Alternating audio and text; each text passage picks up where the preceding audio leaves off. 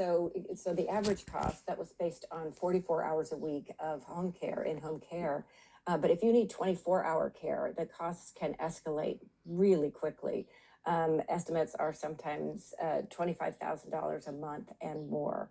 And that's very difficult. A lot of times, again, people don't understand that if you're on Medicare, Medicare does not cover home care. Only Medicaid does, which only covers families on very low incomes. And now there'll be, as we all know, further cuts coming. But for many families, to be able to qualify for some kind of government help, you have to be very low income, or you have to impoverish yourself before you will get help. Next slide, please. And some of we also wanted to ask people, kind of how much do they understand about the sort of the opportunity costs of care, if you will, because care has been such a private issue that families have to manage. Oftentimes we've seen in a variety of different surveys and polls how one family member usually has to reduce their hours or opt out or drop out or is forced out of work. That has tended to be women in the past.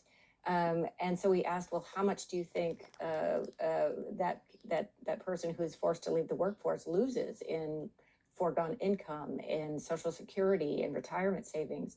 And you can see people really, again, they didn't think that, over half really, or 3/4 really underestimated how much people really lost. This is based on some survey work that's been done and then translated into modern dollars, that it's about, nearly $500 million in foregone wages, Social Security benefits, and retirement savings alone for just older age care. And that does not include if someone's had to also reduce hours, flex their time, or opt out or take a lesser track than for childcare as well. So there really was not a good understanding of the full costs of care. Next slide, please. And I thought this was a particularly striking finding. About half of Americans think the U.S. spends about as much or more than other peer nations on childcare. We are, of course, bottom of the table when it comes to the percentage of GDP that we put in, or basically any other measure of public spending. It actually gets worse when you break out the infants and toddlers versus the preschool aged kids.